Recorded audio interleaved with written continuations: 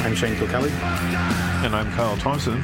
And you're listening to General Intellect Unit. And in this episode, we're going to be talking about a series of documentaries made by Adam Curtis and released in 2011 called All Watched Over by Machines of Loving Grace.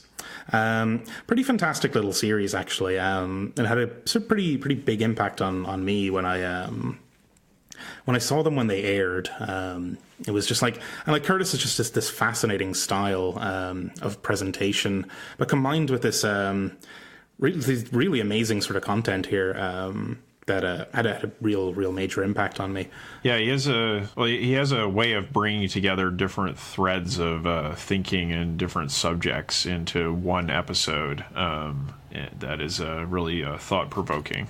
Yeah, and it's like the style is quite strange because like it's narrated by Curtis, but like often most of these films are composed of just like stock footage of the time and place that he's talking about, combined with interview footage from either from the time, like people being interviewed for TV shows that aired in that historical time period, or like interviews with people today.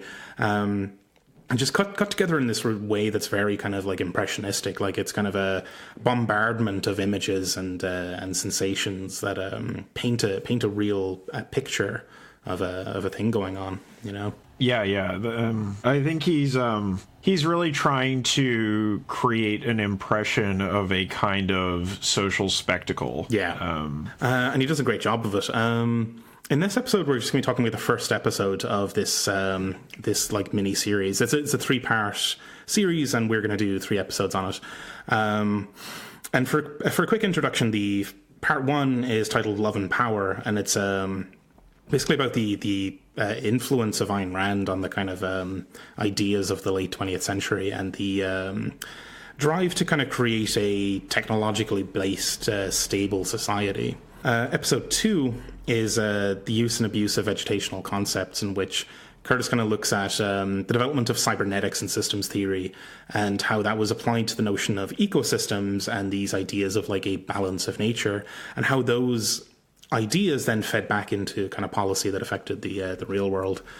And then part 3 is the monkey and the machine and the monkey, which kind of looks at like selfish gene theory and a couple of other sort of world sort of events. And I think from what I recall is quite a bit darker in tone than the other 2. But for today, we're just on Love and Power, which opens with this kind of like really strong kind of note of this sequence of like images of computers and like early computers and like rapid fire cuts of visions of like screens and crowds and aeroplanes and just all these images of modernity cut to a rather nice soundtrack. And there's a text overlay which says that this is a story about the rise of the machines and how they made us believe we could create a stable world that would last forever. Yeah, it's powerful stuff. Yeah, and I feel like that goes for this episode, but also goes for the other 2 episodes in this mini-series as well. And I feel like all of these episodes kind of circulate around the work of Philip Mirowski. That you see the interest in systems theory, you see the interest in neoliberalism and finance, and also the interest in sort of the connection of these things to biological theories or theories of the human. So if you're interested in subsequent reading, there's plenty of it if you want to go check out Philip Mirowski's work. We're going to have to cover some of that on the show as well eventually. Yeah, probably some selections, because it makes for difficult reading. He's not a very light read, we'll say that much. Right. But the sort of after this kind of like rapid fire sequence of images, we get a kind of smash cut to 1950s New York with Ayn Rand being interviewed for a television show. And yeah, she's just kind of nuts. Like, it just sort of like, I always knew that this objectivism thing was absolute insanity anyway, but like seeing her on screen, like, just, and this, like, squirming kind of affectation, and, like, her kind of insistence that the only thing that ever had any influence on her was Aristotle, and everything else is entirely a creation of her own mind. It just really, I don't know, she just doesn't seem like a stable or a kind of smart individual at all from the... Well, it's kind of an infamous statement that she made, right? That she just takes this kind of identity principle from Aristotle, and then that's the basis of her whole philosophy. And also her claims to originality for her philosophy, which are just absurd, because there's definitely some figures in Plato's dialogues that espouse more or less exactly the same philosophy that she does. So, I mean, this is hundreds and hundreds of years old. But you know, the conviction with which she states her opinions can be attractive to some, I suppose. Yeah, I mean, they must be, but, like, I don't know, it just doesn't seem sort of smart or compelling at all to me, you know.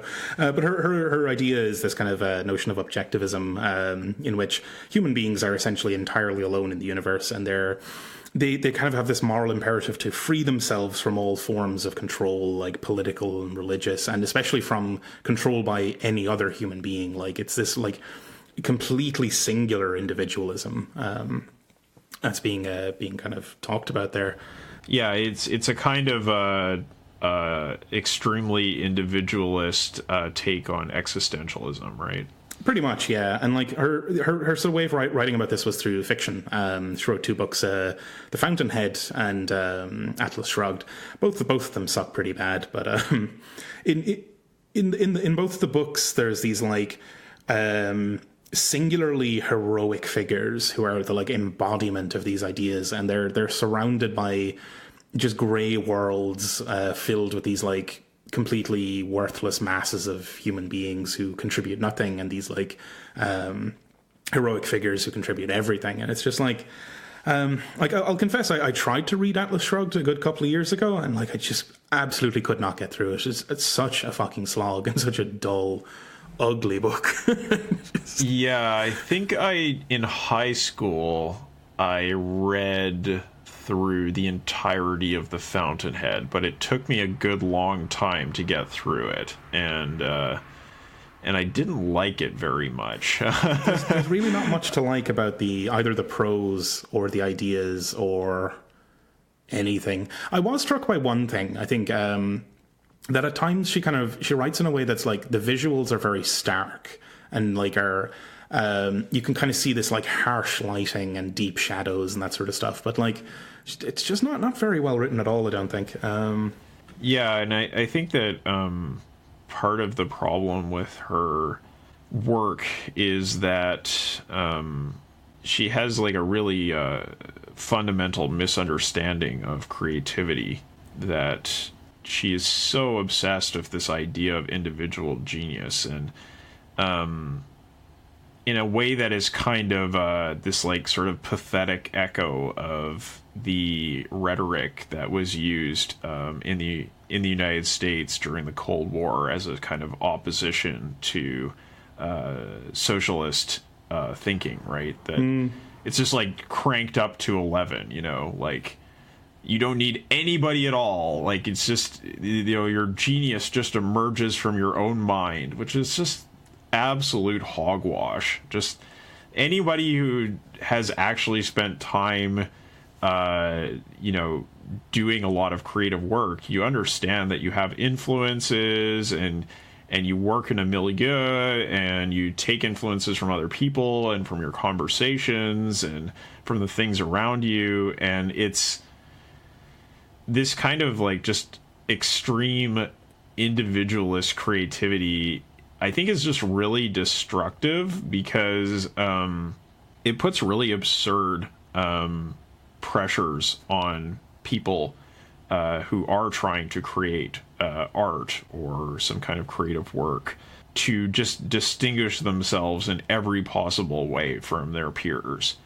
Which is, like, personally destructive, but also socially destructive, and utterly unproductive in terms of understanding how the creative process works. Oh yeah, it's real silly. There's quite a bit later in this film, but it's a little clip from the film adaptation of the Fountainhead, where it's like a panning shot up the side of a skyscraper, and like the conceit in that book is that this guy Rourke is this genius skyscraper dude or whatever, and he's like at the top of the thing that's like under construction, like the bare pillars and the kind of walls aren't complete. There's like this panning shot up to him, and he's all windswept and heroic, but like he's there alone at the top of the skyscraper as if he built it himself, which he emphatically did not. There's no sign of labor anywhere or anyone. Like the notion that this skyscraper leapt out of his head fully formed is insanity. Yeah, and I mean it is mad, and it is a kind of weird and twisted inversion of reality in capitalist society, right? That, like, you know, the managers and the directors and all these people are the only creators, and everyone else is parasites, right? It's this kind of weirdo, bizarro inversion of Marx's account of class society. But also, it just, you know, getting to this point of Rourke up alone on the skyscraper there, like, just what does it mean, you know? Like, what are they even trying to say? It's just all so absurd. What like, am I meant to take from that? Like, why am I meant to give a shit about this fucking guy with his like shirt on the top of a skyscraper? Like, what's the lesson from that? And you know, there's that other character in the Fountainhead, the sort of like mediocrity, right? Like the failure, the foil character for Rourke, right? And he compromises with the masses, and his creative vision is diminished. And then I just remember that one scene where it's like after his career has failed and he's been utterly destroyed by Rourke's manly vigor, then he tries to like paint a painting, and he's just like, and or it's not him, but it's the narrator of the book who is like, you know, it's like he picked up the brush and tried to paint, but it was too late. His whole life had been squandered. Now he's left but nothing but his own mediocrity. It's just like this extremely just judgmental and toxic way of thinking. Like, oh, you were tired, you did a job that you didn't like, and you were tired now, and you might as well just kill yourself because you didn't accomplish what you could have when you were young, right? Like, it's like just awful. It's real teenage edgelord kind of stuff. It's like, it's no surprise that like it's like 19-year-old fedora dickheads who get into this kind of thing.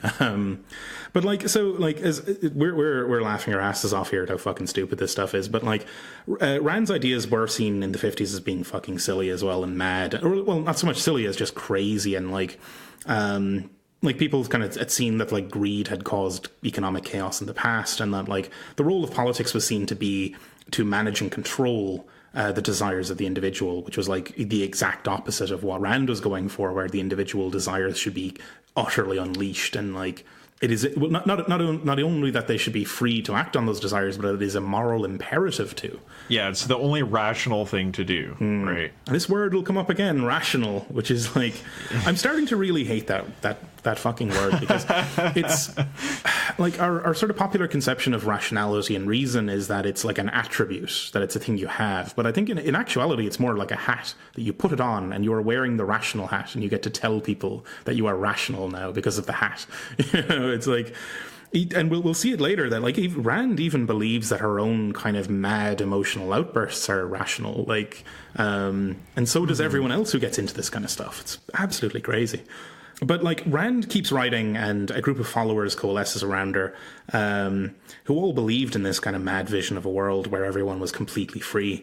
We get kind of a bit of an interview with Barbara Brandon, who describes her kind of like early meetings with Ayn Rand, and being really taken in by this sort of character. This like, and she was aware that like it was a once in a lifetime thing. She was never going to meet anyone as impressive as Ayn Rand ever again. And like I can see it, right? Like I can kind of like the exuberance, even like the exuberance with which she describes his encounters is like it is infectious. Like even through the lens of the camera. Yeah, and sometimes you meet people with charisma, that are just, it's kind of intoxicating just to be in their presence, and your senses sort of desert you, and you have to be really on your guard around people like that. But obviously she was kind of taken in, I'm afraid. Yeah.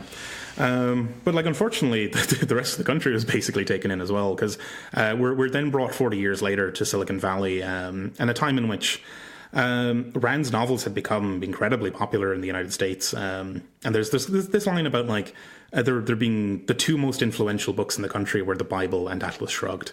And this is especially heavy influence on the entrepreneurs of Silicon Valley, who all seemed to like see themselves as manifestations of these Randian hero characters. We get some interviews with like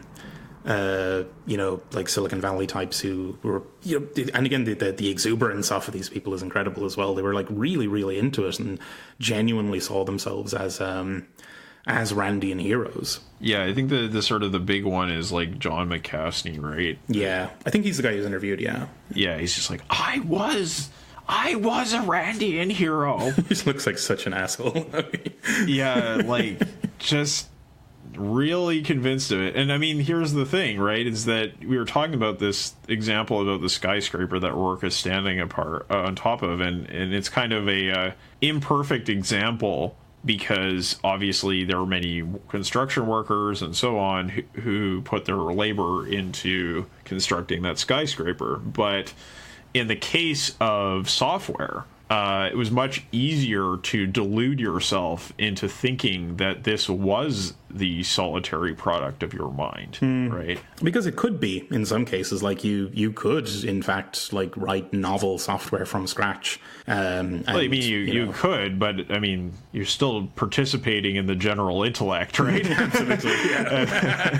It's and like you didn't make the your computer is obviously the process of thousands upon thousands of people, right? So it's but it's easy to delude yourself into thinking that is a solitary activity, and so the fit for these Silicon Valley types was very, very strong between what Rand was saying and what they were experiencing. This is hand in glove stuff. Yeah, it's like a perfect fit for the kind of emerging culture in Silicon Valley, and that culture was this kind of like idea that computers could turn everyone into Randian heroes, that and you could basically have a society where political control wouldn't actually be necessary because networks of computers would create a spontaneous order without central control.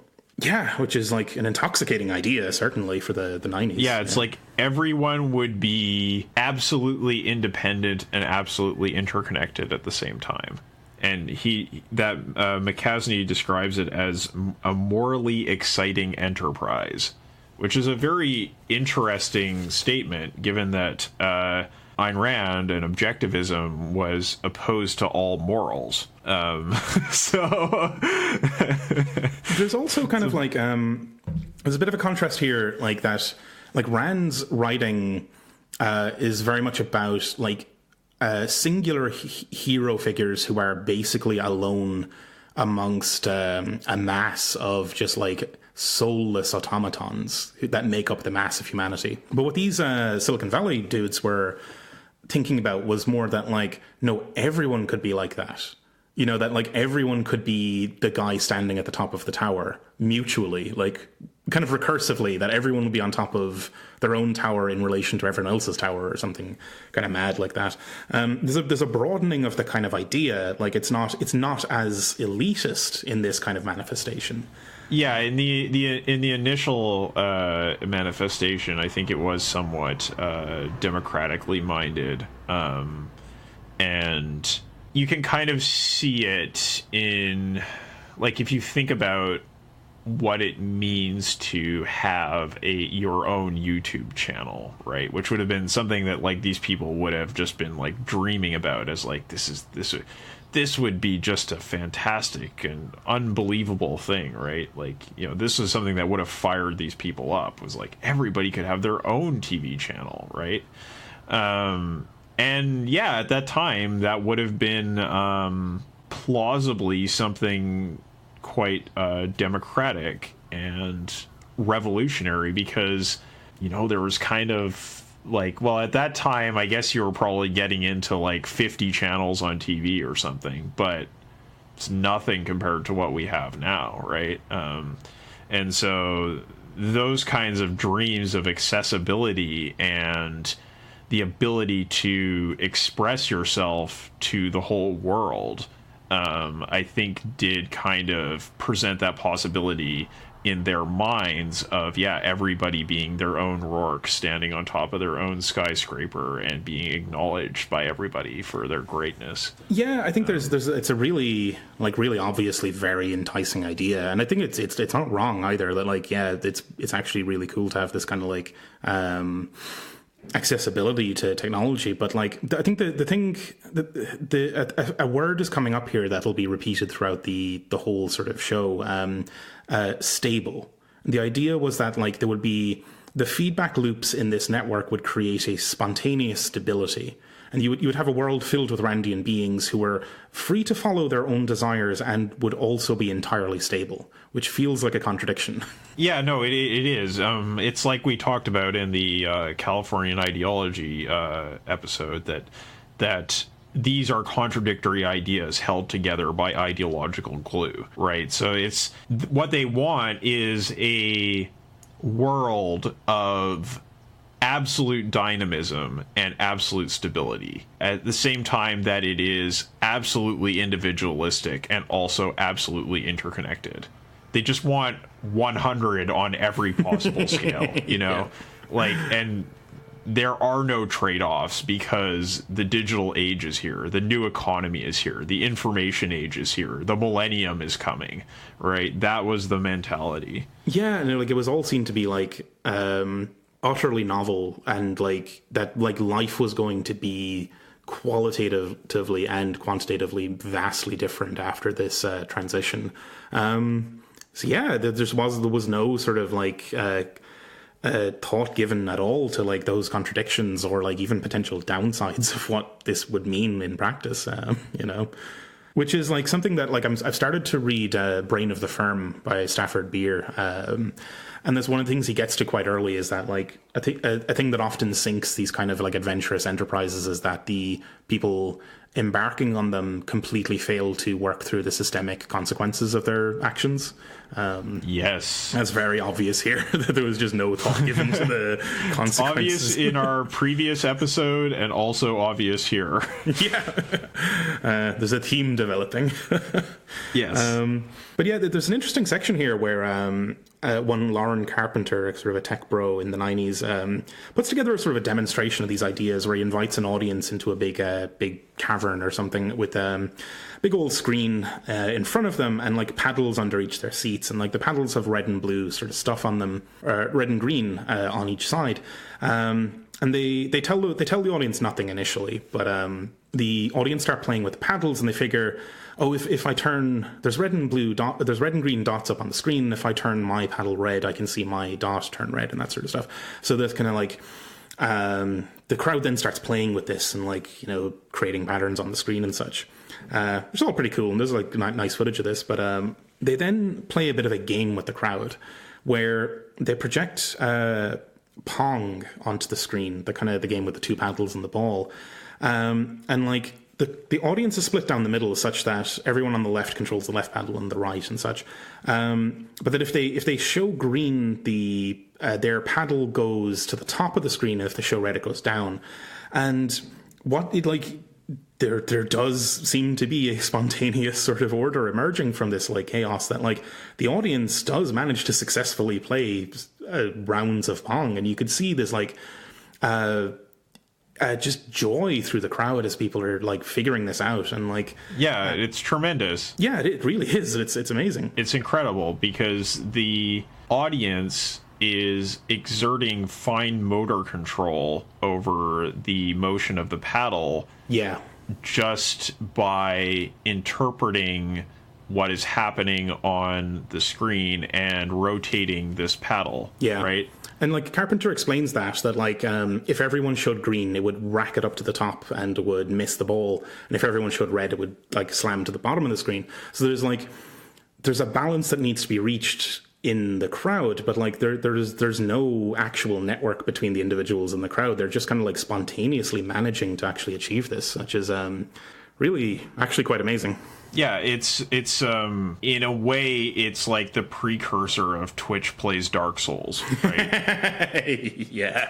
But like maybe a little bit more interesting. Yeah. He does describe it as a subconscious consensus, which is like this really, really fascinating sort of idea. Yeah, and it's a perfect demonstration of sort of like cybernetic ideas and like cyborg existence, right? That he describes the crowd as a kind of amoeboid organism, right? Which is interesting because amoeboids are mindless.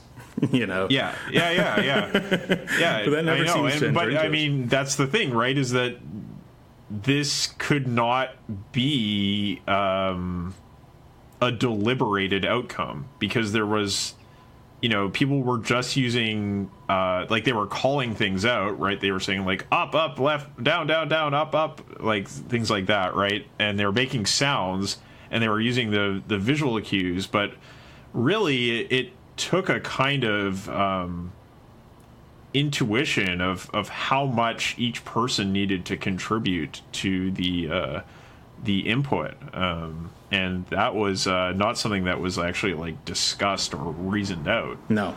That was like a genuinely spontaneous sort of like meta structure that emerged from the behavior of the crowd. Which is again like pretty much like Twitch plays X or Y or Z, right? That you just mashing inputs in and like you kind of average it out and it starts to work, right? It seems to, but like again, I think I'm going to latch onto this idea that like it's his comparing them to amoeboids is interesting in that like the amoeboids are definitionally mindless sort of creatures, and like there's a temptation here to describe this as like a hive intelligence, but it's like it's distinctly not an intelligence. It's a behavior certainly, but like to attribute intelligence to it would be a category mistake, Yeah, it's like the actual range of behavior that the game can have, the game states that can be adopted by Pong are very, very limited, right? And that certainly helps contribute to how well the experiment is able to work. But it is a matter of a rather different kind than any kind of deliberation. Yeah. Right?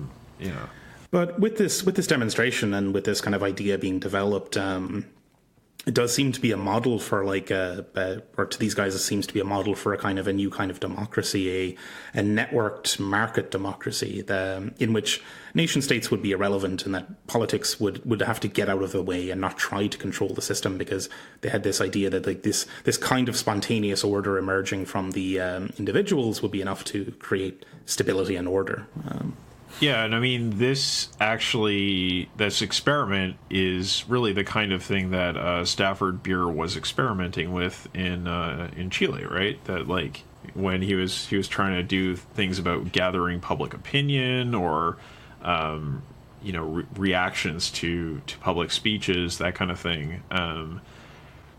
It doesn't necessarily imply anything about free markets. No, that's it. Right. We're going to have to cover that Beer's adventures in Chile as well on the show. We're still planning that out, folks, but that is coming up. That's been a request for a while, actually. Is Stafford Beer and CyberSign. Absolutely. So we'll get around to it. But then we're then sort of treated to this kind of like, as this idea really takes hold, you get this kind of cut of various kind of leaders and business folk and politicians really getting in on this, like saying that like citizens are forming networks. There's a planetary consciousness emerging, and that the power has shifted to the citizens, and the government must be a facilitator.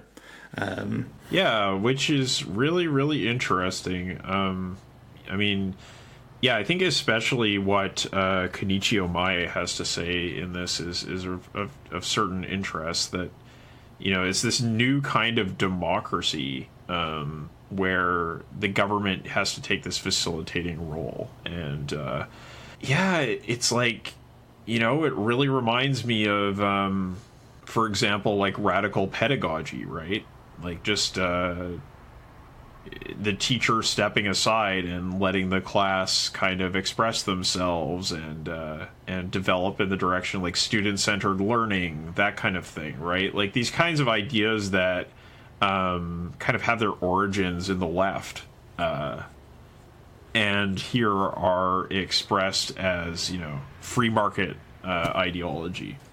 Yeah, and like the thing that struck me when I was watching this is that like it's very strongly predicated on the notion that the power had in fact transitioned to the citizens and hadn't been captured by anyone else, you know, like, which just didn't strike me as being the case, you know. But at the time, that was the thought, the line of thought, that like the power is going from government and from traditional power structures and being transferred to the citizens directly.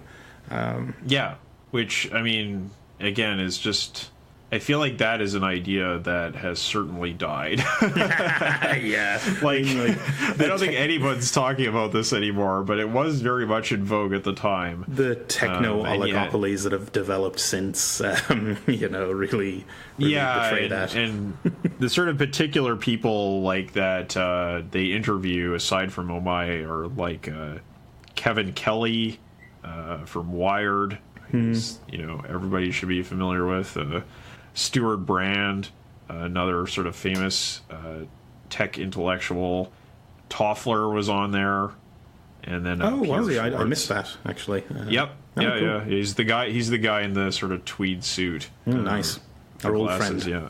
Yeah, our old friend Toffler. Yeah, and he's just like, you know, gesticulating wildly as he talks about like this new age. Yeah. So. Yeah, and you know, Curtis describes these people as the priests of the new international network order, and I think that's a pretty fair description. Yeah, definitely, and like there's definitely a faith developing along these lines. We get a bit of a smash cut again, where Bill Clinton is elected, and he, well, according to Curtis at least, initially sort of believes the opposite of this sort of new idea that. He's a sort of a stand-in and an avatar for the kind of like using political power to change the world for the better. Yeah, and Clinton doesn't actually really do anything in these episodes, but he gets a lot of screen time, and as you said, he's kind of a stand-in for an alternative to this sort of libertarian ideology that's developing. Yeah, he really doesn't have much to do. He's a very much a bit player in this story, but he's kind of nice to look at, and he has a lot of screen time. Plus, there's probably just a lot of footage of him, which helps to fill out the episode. Shows up, does some public speeches, gets elected, becomes a sexual predator. Yeah, the usual Bill stuff. Yeah. But we cut away again to like 40 years previous with Alan Greenspan, who's hanging around with Rand and chums. And he's basically kind of like saved from some silliness along the lines of logical positivism by being introduced to Rand. And Curtis describes logical positivism as an extreme form of rationality that use logic to reach absurd conclusions. Is that a fair description? Because I'm not all that familiar. Like, I mean, I think, you know, you can have these kind of reductio absurdum arguments that you can make in any kind of philosophy, but I think the thing that's notable about logical positivism is that I mean, it means a lot of different things depending on who you're talking about and what time period you're talking about. The term itself is really pretty flexible. But one thing that's really characteristic of logical positivism is that it is an anti-foundationalist philosophy. And, you know, the really sort of famous example you get there is Neurath's ship or boat, which is that this idea that, like, we don't have any foundation for knowledge that is given to us. We're just kind of building it as we go along. We're constructing the boat that we are sailing on as we sail. And I think that this idea of anti-foundationalism can be taken, which in a way that I think is not really warranted, but which Alan Greenspan did, to just kind of this place of like nihilist absurdism, right? That like, well, I don't know if I exist, and I don't know if you exist, and I don't know if anything exists, and does anything matter? And like, you know, there's no foundation for anything, so what is the meaning of anything, right? It's just very, very sort of like a morally lost individual. And certainly you get a lot of examples of philosophers that are kind of connected into this analytic tradition, who find themselves sort of unmoored from life because they are so caught up in this kind of logical, mathematical, linguistic analysis. You know, there's the famous story of like Bertrand Russell's sort of deep despair that he fell into, and then how he had to try to kind of claw his way out of that by sort of getting in touch with humanity again. So I think it can go in that direction, but it's certainly not where it started or what the kind of general thrust of it was. Right. But Greenspan does seem to have fallen into that kind of trap, though, and that's like how he's introduced to Rand to kind of rescue him from that. He's introduced by Nathaniel Brandon, who was what was at the time the husband of Barbara Brandon, who we met earlier. He's introduced to the Collective, as they call themselves, who meet every... what a fucking name. But they meet every Saturday. They thought they were being clever, but actually they were just describing facts. Yeah. It's just... yeah, it's like, it's weird that they couldn't come up with a better term for this. Well, I mean, they're like, oh, haha. Well, we are all radical individuals. However, we meet, and therefore we are collective. How very clever! Yes, yeah. And I mean, the reality is they were a collective. Like, yeah. It's like actually just an accurate description of what their group entailed, although their self-image was completely at odds with that. But it's the earliest crack we're going to see in the facade here, and there's going to be more of them. But they meet every Saturday to read through the manuscript for Atlas Shrugged and to kind of catch up on what Rand has been writing this week. And Greenspan loves the book, absolutely loves it. And it's this book is just more the kind of objectivist bullshit, really, where Rand's kind of big thing is an attack on altruism here and the care of others, and like in Atlas Shrugged, they kind of like the creatives of the world leave, or they disappear, and they kind of go off to an island to hide, allow the world to fall apart, and then in the ruins re-emerge to build a world in their own image, based on this kind of like virtue of selfishness. Yeah, it's like, what if the tech bros, but also Noah's Ark? Yeah.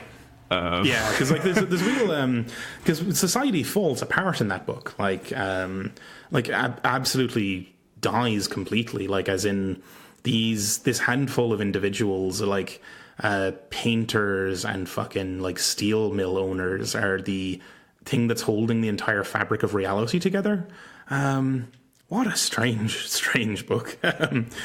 It's this kind of perverse inversion of socialist thinking, right? Like, instead of like the general strike, it is like the most particular strike. Yeah, it's and I mean, capital strikes are a thing that happen all the time when, like, you know, you get a socialist government in power, then the bankers go, well, what if we just took away all your money? Yeah. And I mean, that's the thing that absolutely does happen, but it doesn't happen in the way that Ayn Rand describes here. It's a much more sort of diffuse thing, and it there's no like artists involved. It's just, you know, it's interesting that she had to include artists in amongst the industrial magnates and the finance guys because she herself was an artist, like a writer. Like because otherwise she'd be excluded from the group, you know. Right. It's this kind of like Prometheanism that, like, I think it's a little bit hard to say why exactly capitalists factor into Rand's sort of like elite, right? Like, what do they really contribute, right? Like, they don't really have a creative vision necessarily, but it's this kind of developing cult of the entrepreneur, where like by assigning capital to making things, by making investment decisions, you are altering the fabric of reality, right? And that's kind of where they see this harmony between the idea of creative work and capitalist investment. Yeah, and so like that's kind of what's going to bridge it into the real world, really. And that like Greenspan and the rest of the group see themselves as kind of like revolutionaries or like models for this kind of new kind of world that they were sure was coming. The totally free society. And in 1992, Greenspan visits Clinton because he's the head of the Federal Reserve now, and starts to kick off this revolution. And he sort of like, the way it's framed in the film is that like Greenspan convinces Clinton that his election promises for like heightened government spending were impossible or unreasonable, and that like if he was to follow through on them, the economy would spiral out of control. So he convinces Clinton to instead cut spending, and to if he does that, interest rates will go down and the markets will boom. Right. And so, you know, this is the sort of Clinton side of the Clinton-Blair turn of social democracy towards wholesale embracing of neoliberalism. But, you know, really, the history of this kind of policy goes back further, right? You can trace it back all the way to Carter. So it's in this documentary, you can kind of see Curtis saying that Greenspan had some kind of incredible persuasive power, that he was able to just get Clinton to about face. But if you actually look at the preceding decades of history, you can see that like there were a number of events and intellectual trends and economic trends that would have made Clinton amenable to the idea, right? Like it wasn't you know, Greenspan's incredible charisma. I don't think it was more just that's kind of the way that the wind was blowing, and Tony Blair did not have Alan Greenspan whispering into his ear on a regular basis, but still pursued a very similar course of action. Yeah, I suspect what's happening here is that it's kind of for the sake of the narrative, and that like Clinton's supposed original position is a stand-in for the public perception of what his original position would have been.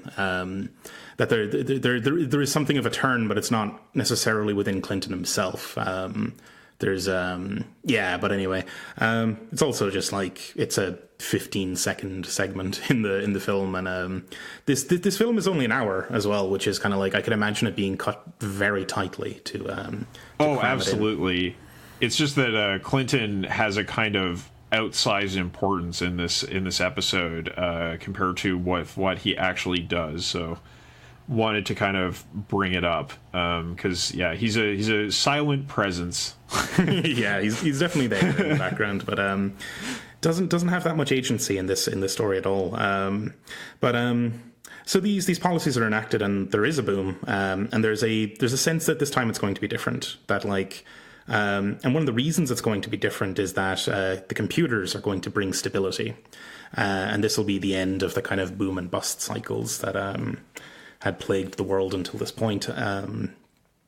Yeah, and like the banks kind of like were now using the computers coming out of the kind of tech industry to build models and predict risk and this sort of thing. And I think that sort of creates this illusion of zero risk lending, that they could be much more adventurous with their lending, and the computers would figure out the computers would make it risk-free, essentially, for them. Yeah, there was sort of a combination of deregulation of the financial sector with the networking of the financial sector, and then on top of that, you had the addition of this kind of algorithmic trading.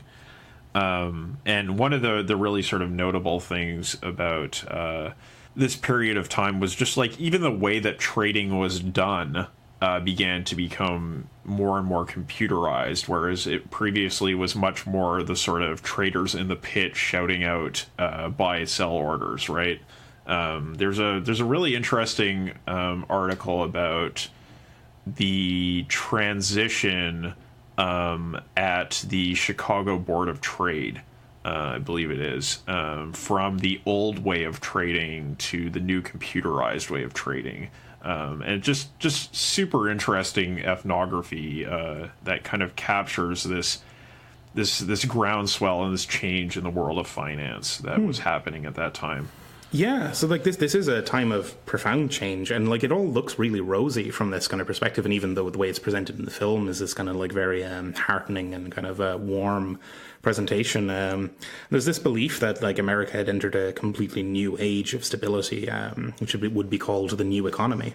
But yeah, and we get a bit of an interview with Stephen Roach, and yeah, basically that like the whole mechanic here was that these people believed that the massive increase in productivity growth from information technology would allow this boom to keep going forever. Like they believed that they were at the very beginning of a huge acceleration point. Right. It was basically like the being at the start of a new industrial revolution was the way that this was being talked about. And it wasn't exactly clear where the productivity growth was going to come from. Computers. But you assumed if you just computerized enough industries, it was bound to be enormous.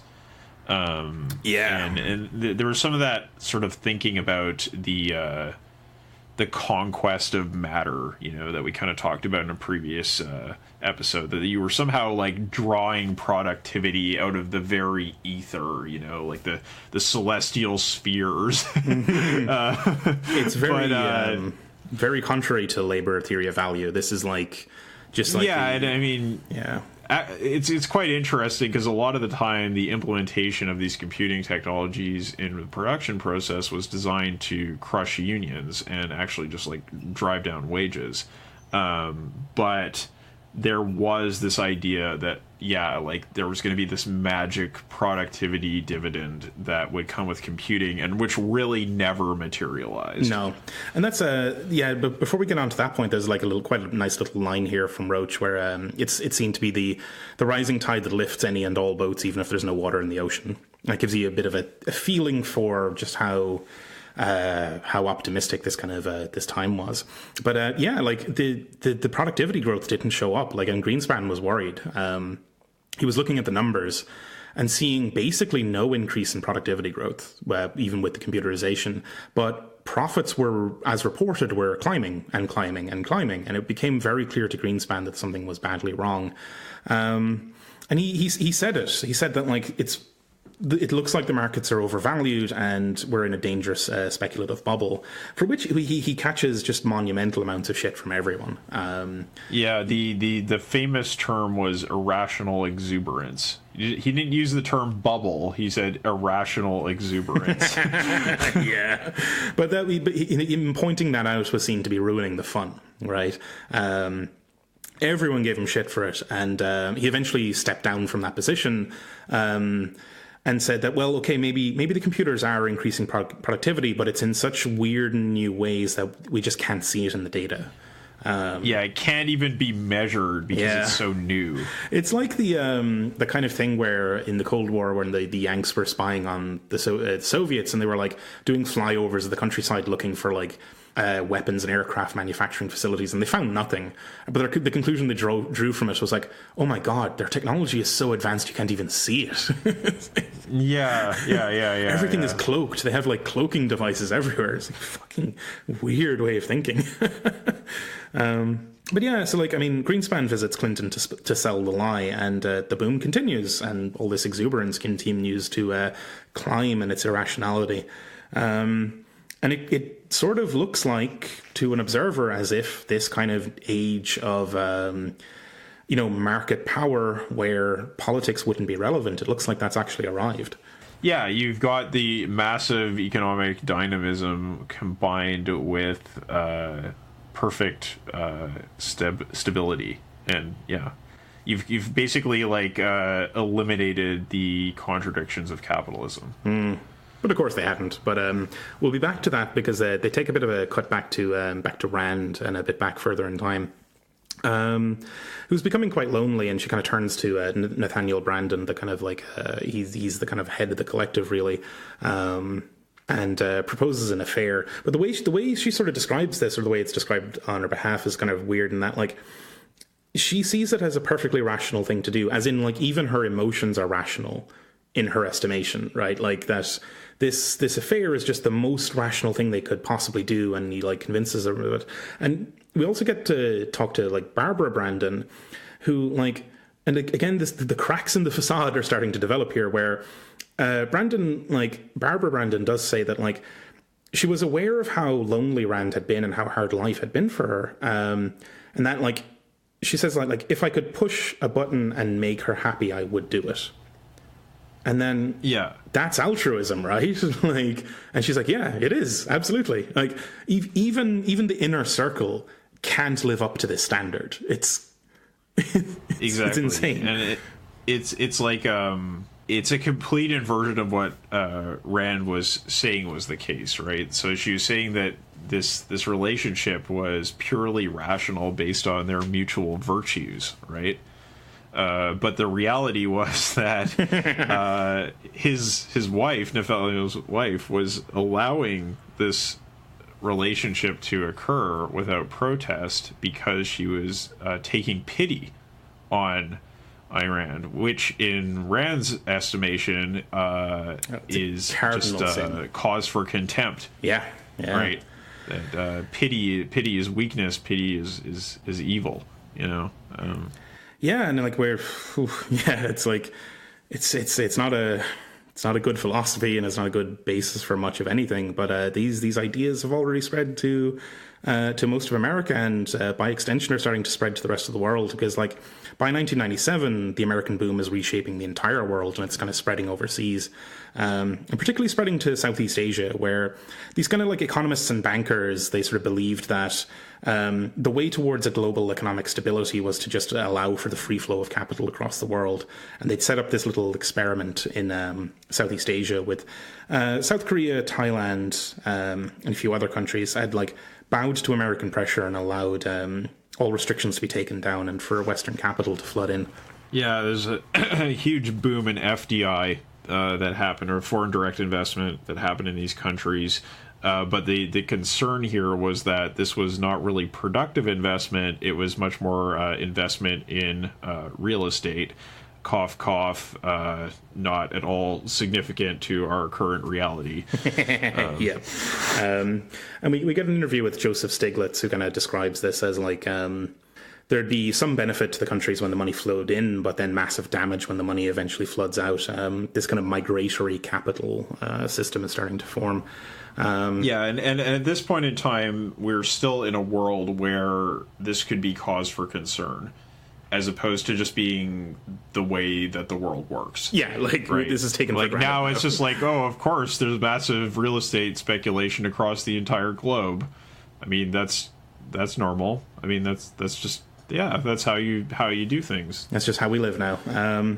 But yeah, it was novel at the time, and there were people pushing back against it, including Stiglitz, and he was in charge of the Council of Economic Advisors, and they were trying to warn Clinton of this and try to kind of like get him to walk back from some of the kind of worst of these excesses. But we're getting shut out by the Secretary of the Treasury, Robert Rubin, who had been at Goldman Sachs before and was basically the kind of a finance stooge embedded in the heart of the American administration. It's like, you mean to say there is a revolving door between finance and regulation? Oh my God! Surely not. Surely not. But yeah, and like these, the good guys are being shut out here. Really, the like Stiglitz and co, who are trying to kind of warn against this stuff, are just being kind of blocked. And this is really sort of strange, right? That like the Treasury are kind of like directing or deciding who gets sort of access to the president, even from like other departments that are supposed to be, part of the administration.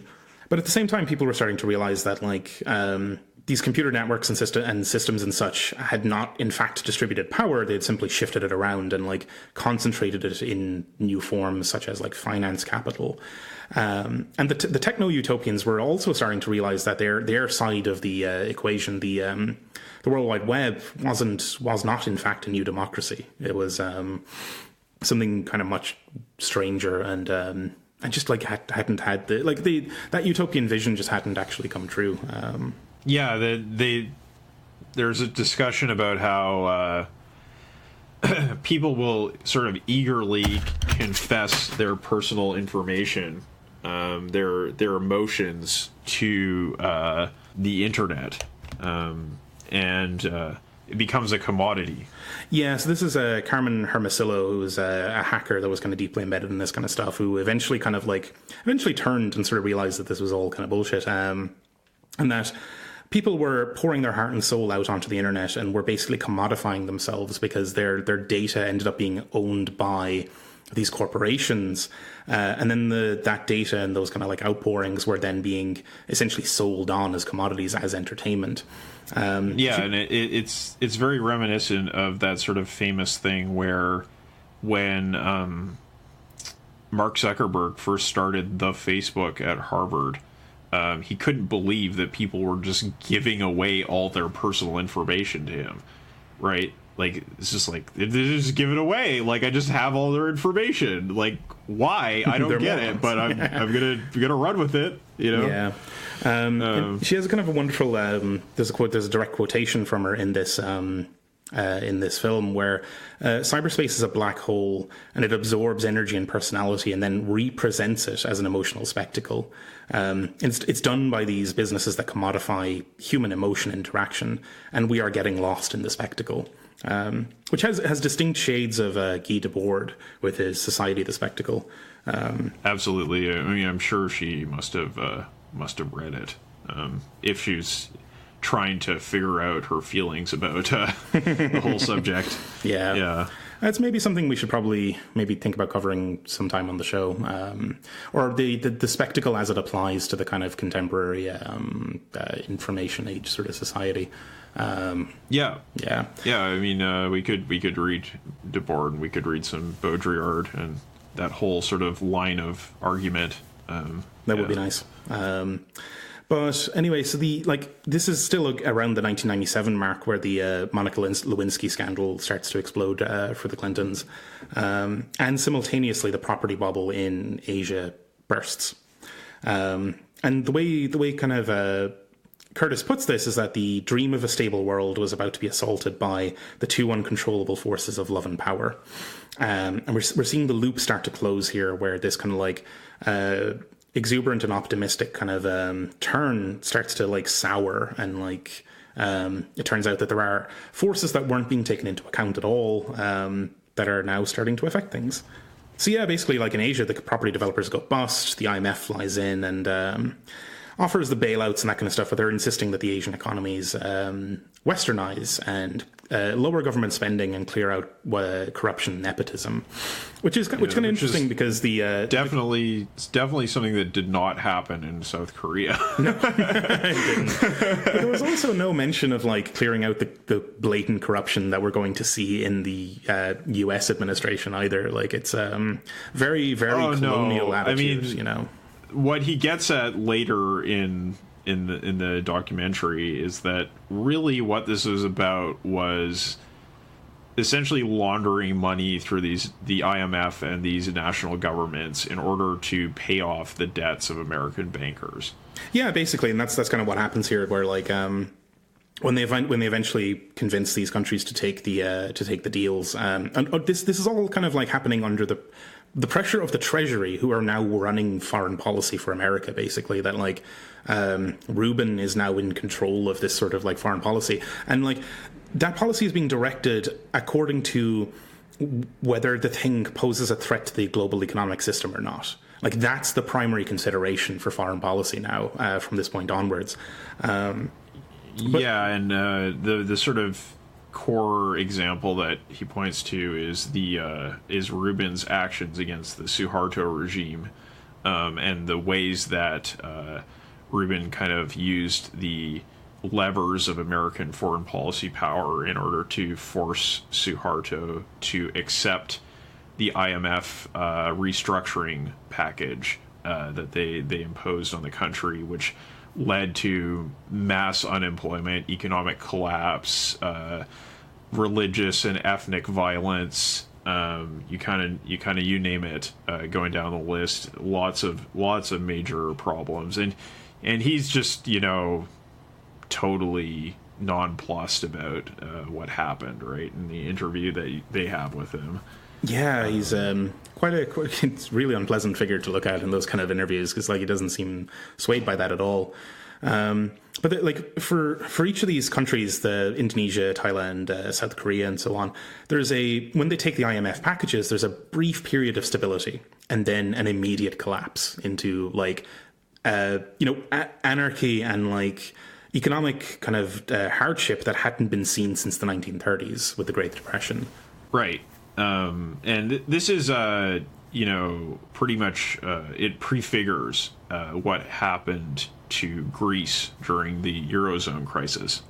The approach that the Troika took to Greece was pretty much identical to what Rubin did to Indonesia, where it was German banks being bailed out instead of American ones for the most part. Yeah, there's a real repetition here in these kind of like these two periods, like the circa 1997 and then circa 2007. But like what's happening here is that the bailouts are being used to rescue the Western investors. Like as soon as the bailout money is received, it's given to the investors and they evacuate immediately, which just tanks the economy and leaves the actual taxpayers and the citizens of those countries holding the bag for that fucking bailout, which like hasn't done, like that whole cycle of accepting the investment in the first place and allowing the speculative bubble to blow up and then the collapse, like doesn't leave them better off than they were before. Like it's kind of like, I don't know, like is it possible to even argue that this is actually a good thing in total, like for these countries? I don't think so, but I don't know. No. It's pretty grim. That is a thing that like a lot of neolib sort of apologists will come up with, though, that like this kind of neo-colonial sort of interference in these countries is like on balance actually good for them or something, some fucking bizarre kind of arguments along those lines. Having your unemployment rate shoot through the fucking roof and ethnic conflict fucking inflame in your country and like buildings on fire as far as the eye can fucking see, it's clearly a wonderful fucking state of affairs, and like we should all thank our neoliberal overlords for granting us that fucking clemency.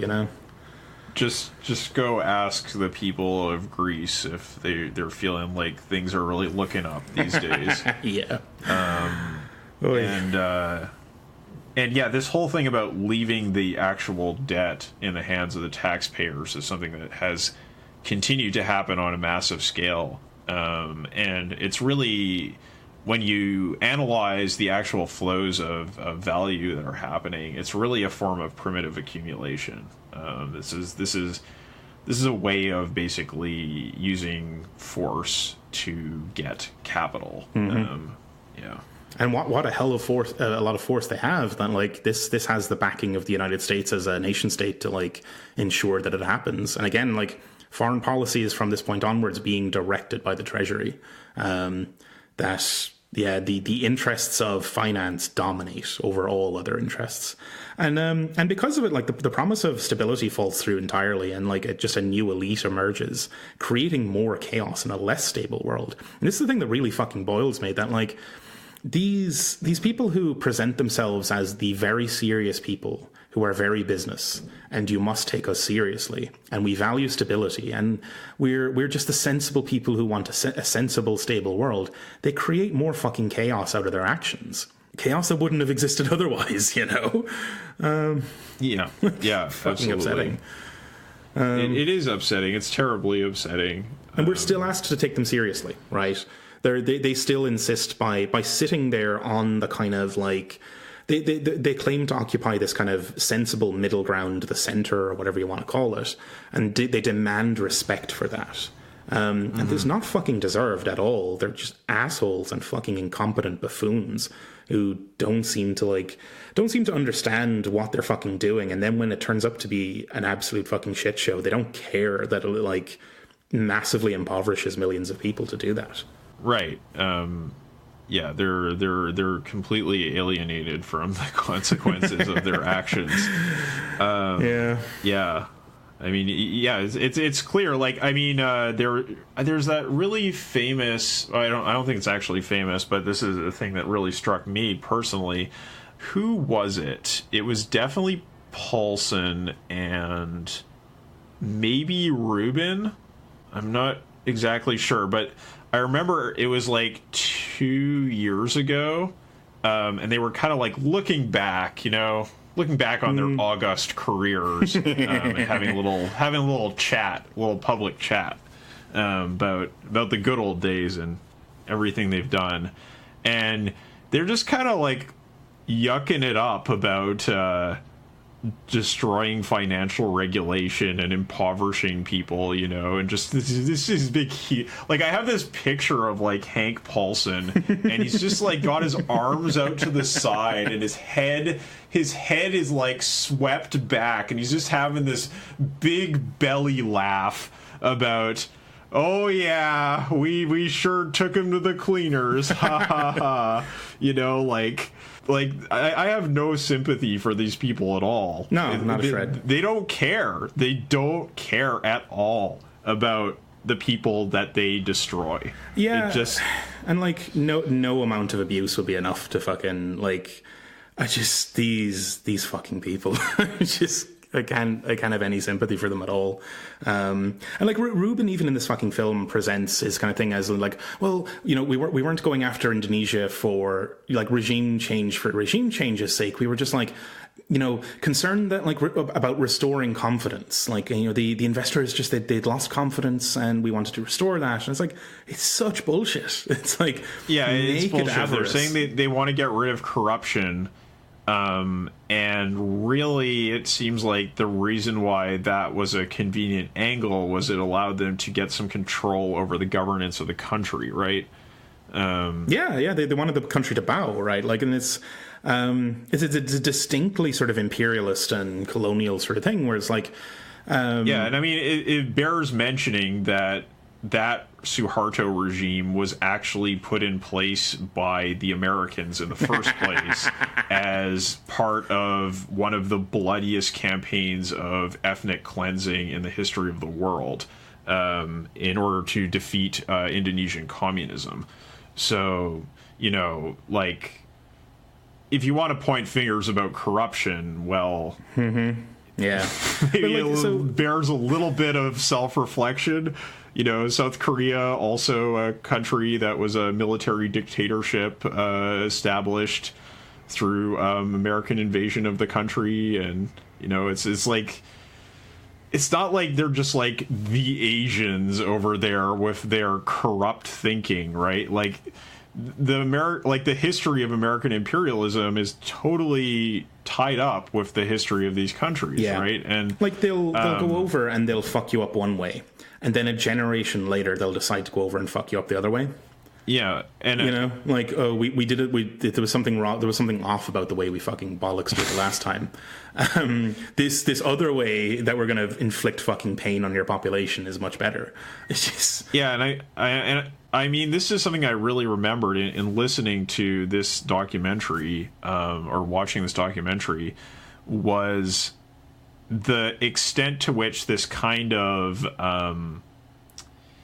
anti-Asian discourse was so common in the news and just everywhere, right? Like, you always heard about the corruption and about how they needed to adopt like the Washington Consensus values of like transparency and accountability and create a good investment environment for foreign capital and all this kind of thing. And it was just everywhere, every week in the news you heard this stuff.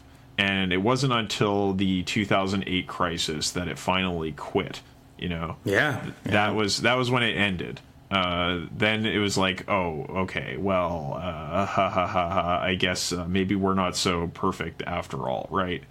And you know, the other thing I remember is like I often kind of these days sort of like feel sorry for Americans having such a terrible president, and you know, having all these like really sort of deep soul searching moments of despair about their country. And you know, it's not that I don't have my own criticisms about my own country, but definitely there's a lot of angst going on. But the thing I remembered watching this documentary was how incredibly insufferable Americans were at this point in time. It's like, I thought back to my American friends and how painful it was to have a discussion with them. And I was like, oh, right, yeah, the incredible arrogance. That's where this angst is coming from, is having been brought down so low, you know, from this point of just, of course we can just rearrange the world because we're the best, you know. Mm-hmm. So it's grim. But speaking of 2008, like you would kind of think that this monumental fucking disaster in and around 1997 would be enough to dissuade people from this line of thinking, but it wasn't. It all sort of started back up again and went back on track to 2008. Yeah, and I mean the one thing that that Curtis tries to sort of say here is that, you know, taking up that love theme, kind of returns to the love theme, and he basically tries to claim that the Lewinsky affair allowed the Treasury to override Clinton's authority and sort of get involved in Indonesia. That seemed a bit weird, yeah. Yeah, and I'm like, I don't think Bill Clinton actually gave a fuck. Like, yeah. I mean, he probably would have been totally on board with this in the same way anyway. He was totally on board with what the Clinton Foundation got up to in Haiti. You know, like later on, like he's not the person that Curtis makes him out to be in this documentary.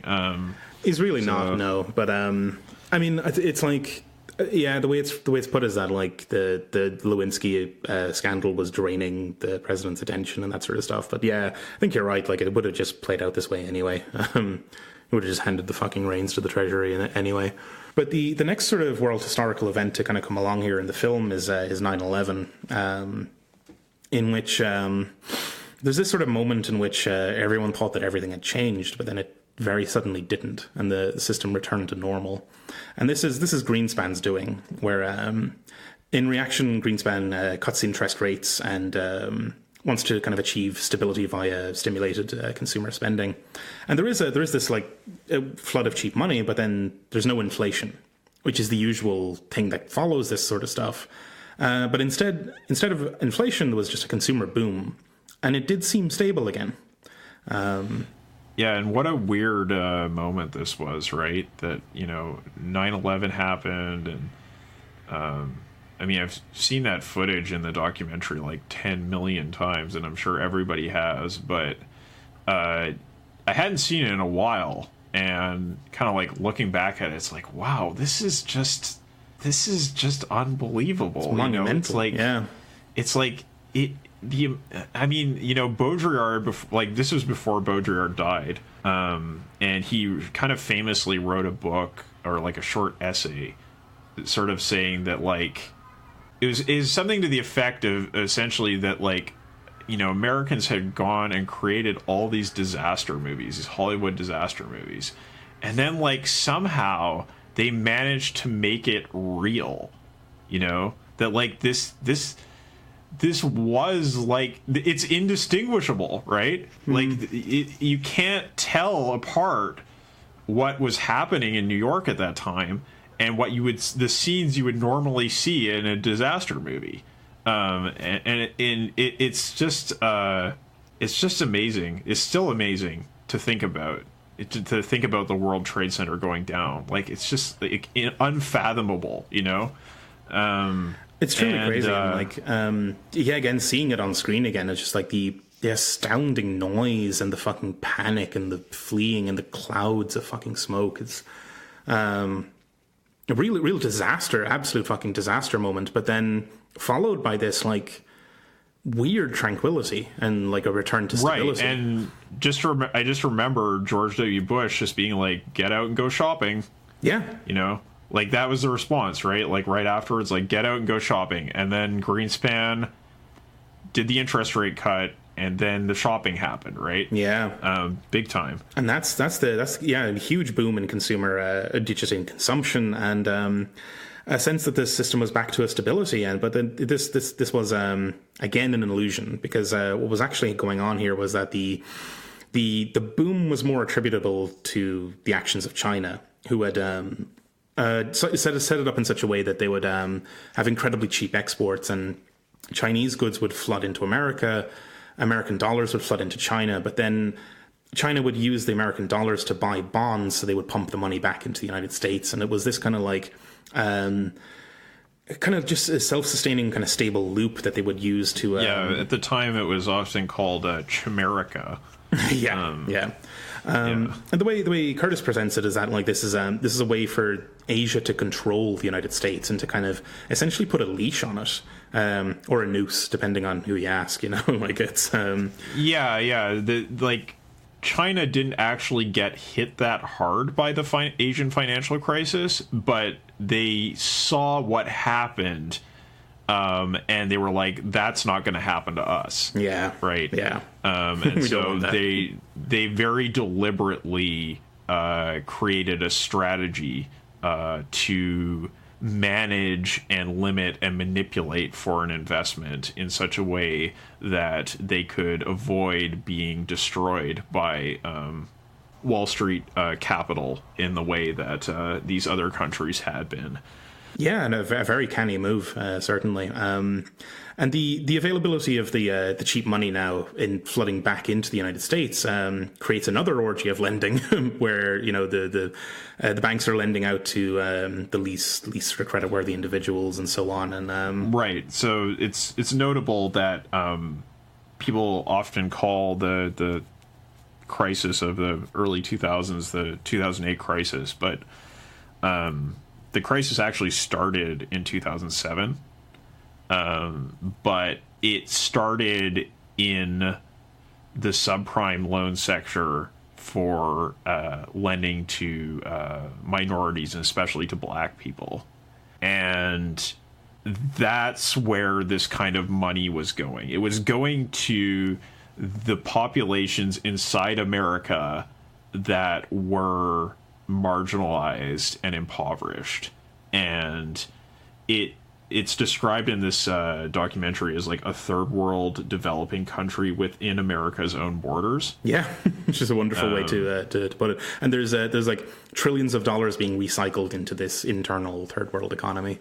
And like the banks are again relying on the computers, right, to stabilize this thing. They believe that the presence of the computers means that the loans are without risk. The model will get it endless parade of articles at this time about financial innovation and how it justified ever-increasing CEO bonuses. And part of it was regulatory innovation, quote unquote, but part of it was also the actual software products that were being deployed here. Yeah, which was Excel. By and large, it was Excel. I mean, it's like, the auto trading and all that kind of thing, but, really. Yeah. I like to believe that this stuff is nowhere near as sophisticated as it actually claims to be. Having seen how the sausage is made in many cases, I'm like, I don't know. This is, what you think is a fantastic AI system is actually a for loop. It's held together with a string and duct tape. Pearl. Yeah. But yeah, this collapses in 2007, 2008. And there, Greenspan and Clinton and Blair and Brown, their visions turned out to be absolute fucking nonsense. The stable market democracy was bullshit. It instead generated chaos and instability around the world and eventually brought that chaos back into the capitalist core itself. And just wiped out value all over the fucking place in the United States and Europe. Yeah, and again, they mobilized for bailouts.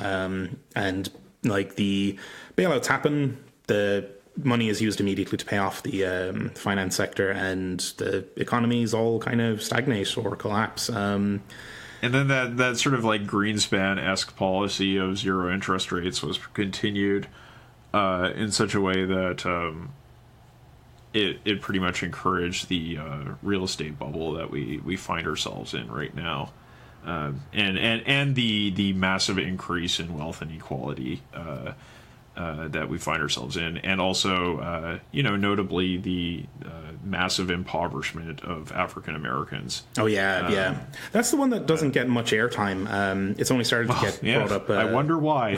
Yeah, because it's almost as if they're not seen to be important in that society. I don't know. But yeah, it's fucking devastating stuff, and had a disproportionate impact on people of color in the United States. Bad shit all around. It really, really did. And I mean, it's exactly as they describe it, right? A third world within the United States' own borders, and so treated exactly like that. The thing that disproportionately wiped out wealth for black families in the United States was that those sort of white middle upper class families tended to have their assets in stocks and so on. Some of it in housing, but for minority families who were kind of either in the sort of middle class or aspiring to it, their security was in the housing, disproportionately so. The numbers, when you compare the demographics, they were way skewed, and all of that was wiped the fuck out when that all collapsed and all that shit got foreclosed on. So massive transfer of wealth away from black families and into banks, which is bad-tastic.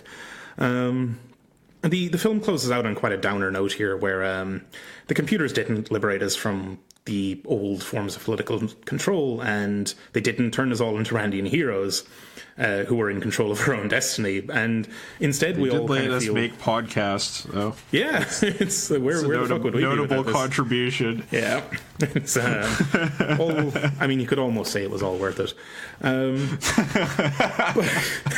But no, we all kind of feel this now, that we're all kind of fucking lost in this world, inside this ghastly machine. We all feel like we're just components in this thing that operates by this rigid but crazed internal logic that we are absolutely powerless to confront.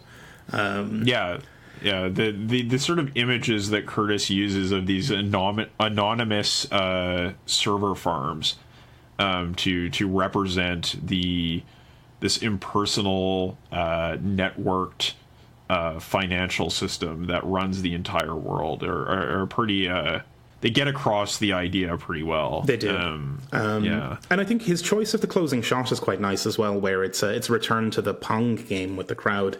But having seen the whole thing, there's a distinct sense that it's not the crowd that are playing the game. The crowd are being played by the game. They're being fucked with in some way. They're being manipulated by that system that they're spontaneously creating. There's a real, just dystopian kind of feeling to that last shot, where the crowd of people are flipping their paddles and controlling the game, or being controlled by the game, in my kind of reading of it. Yeah, real downer ending.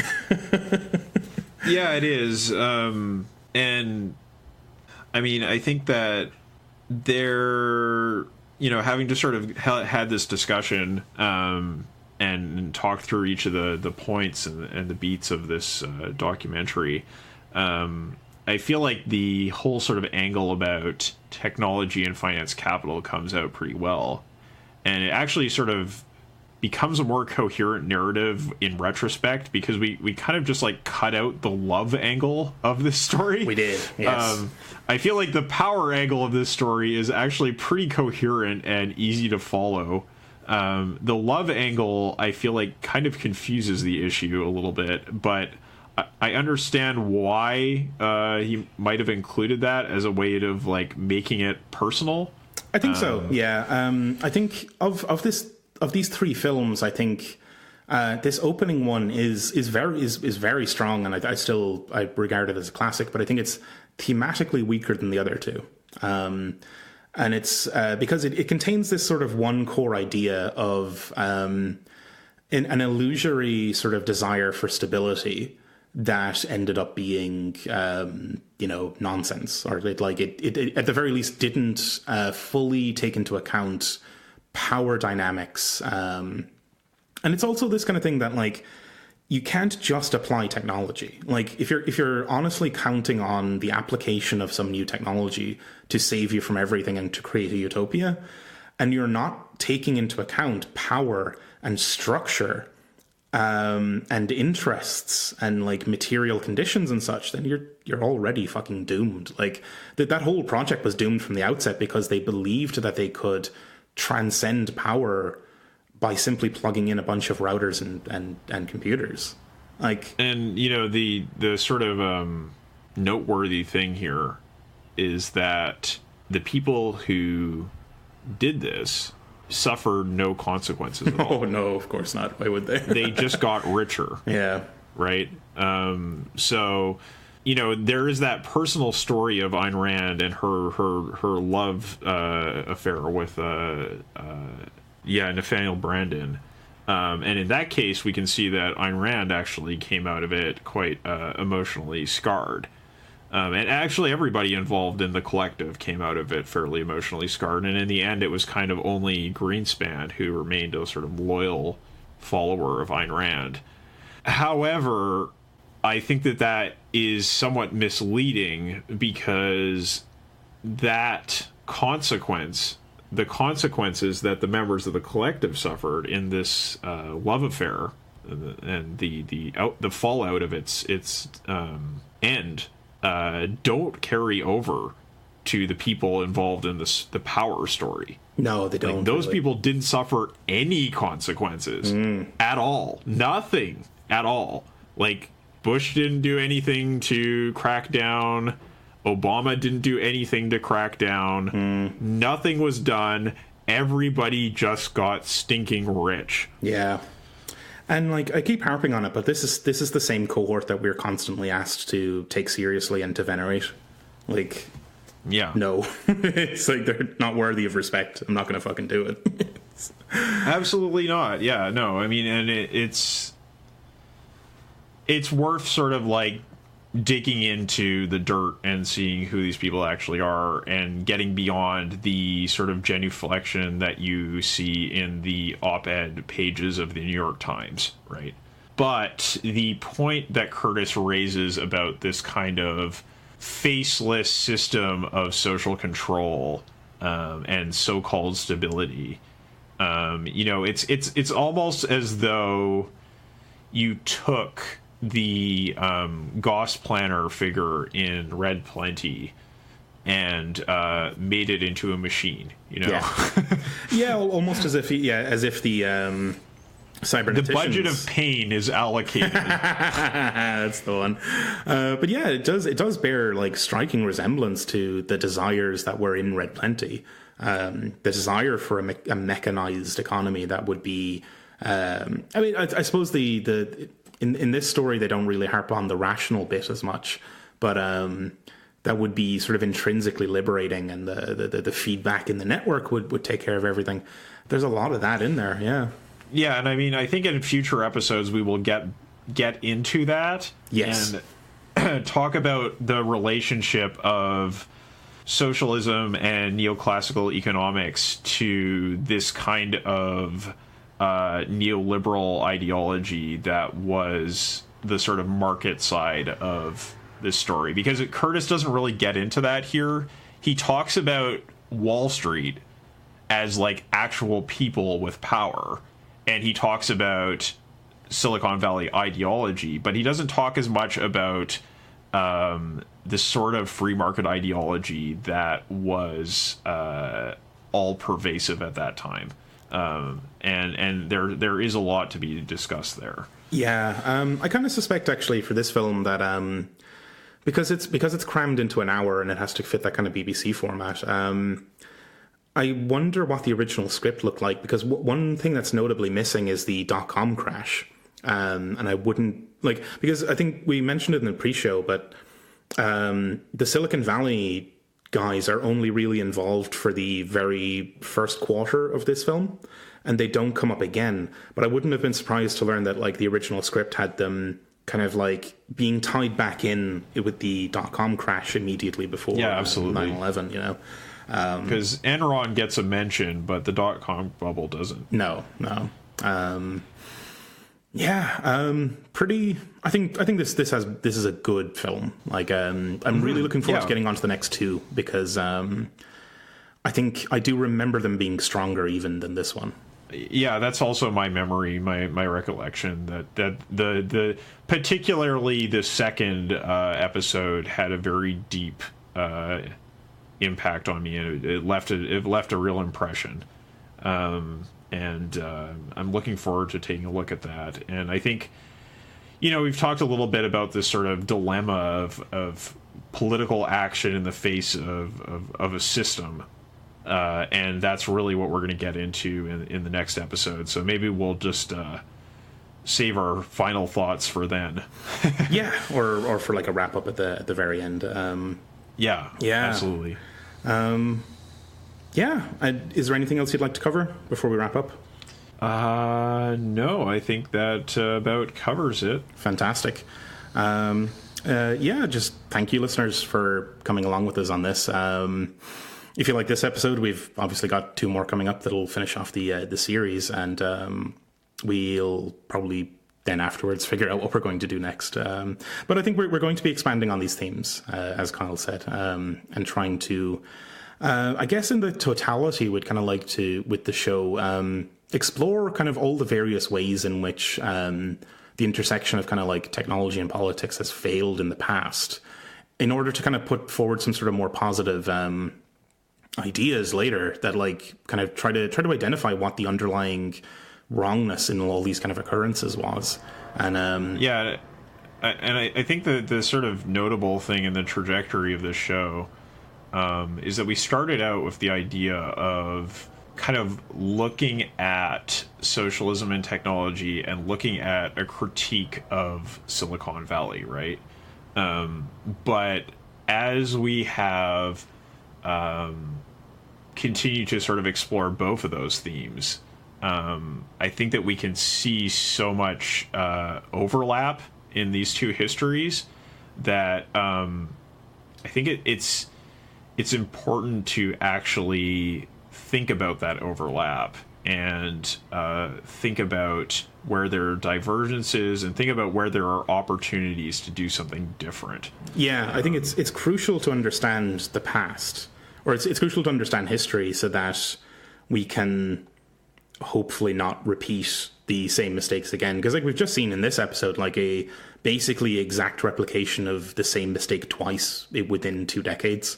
And like it's like, especially if we're going to have any chance of like surviving this climate apocalypse that's coming within this century, we're going to need some kind of like technological communism. Like it's going to be a fusion of both technological prowess and political and social organization that gets us through this long, dark night, if we can get through it.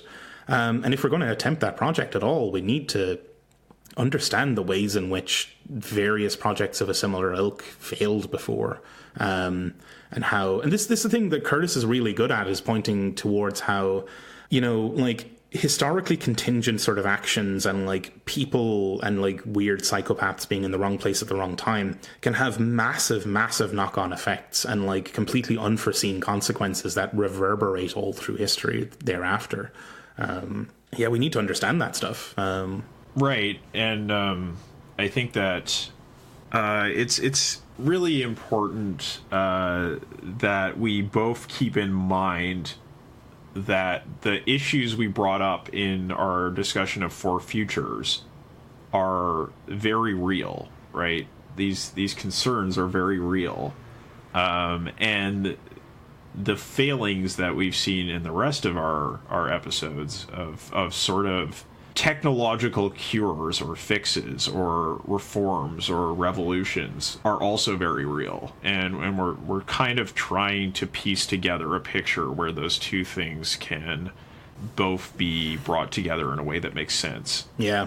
And if listeners have any suggestions or like ideas for episodes, or even just information or like papers or books or whatever or films that you think we might be interested in or that we should know about, please do ping us.